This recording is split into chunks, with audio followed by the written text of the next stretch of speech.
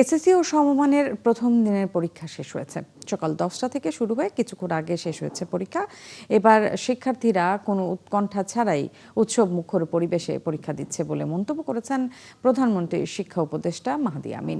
সকালে Dhanmondi government boys high স্কুলে SSC পরীক্ষার কেন্দ্র পরিদর্শন করে তিনি এ কথা বলেন। মাহদি আমিন বলেন, কোনো চাপ নয়, শিক্ষা আনন্দের পরিবেশ সৃষ্টি করবে এই সরকার।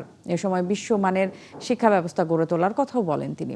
এবার নকলমুক্ত পরিবেশে পরীক্ষা নিতে জিরো টলারেন্স নীতি ঘোষণা করেছে শিক্ষা মন্ত্রণালয়।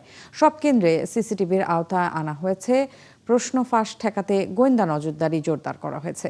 11টি শিক্ষা বোর্ডের অধীনে এবছর পরীক্ষায় অংশ নিচ্ছে মোট 18,57,344 জন শিক্ষার্থী। গত বছরের তুলনায় পরীক্ষার্থী কমেছে প্রায় 71,626 জন। বোর্ড ভিত্তিক হিসেবে সবচেয়ে বেশি পরীক্ষার্থী ঢাকা বোর্ডে এবং সবচেয়ে কম সিলেটে। সারা দেশে 3,885টি কেন্দ্রে এসএসসি ও সমমানের পরীক্ষা হচ্ছে। এখানে দেখলাম চমৎকার পরিবেশে আমাদের কোমলমতি ছাত্রছাত্রীরা পরীক্ষা দিচ্ছে। যারা শিক্ষক শিক্ষিকা রয়েছেন অত্যন্ত ইতিবাচকভাবে, সহানুভূতিশীলভাবে তাদেরকে গাইড করছেন এবং আমরা এমন পরিবেশই চাই।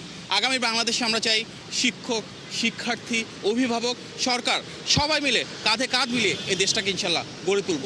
শিক্ষা যেন হয় আনন্দমুখর, প্রতিটা পরীক্ষা যেন হয় চাপ মুক্ত, যেখানে ভয় থাকবে না, ভীতি থাকবে না, উৎসাহ থাকবে, উদ্দীপনা থাকবে এবং অভিভাবকরা প্রেরণা যোগাবেন ইনশাল্লাহ।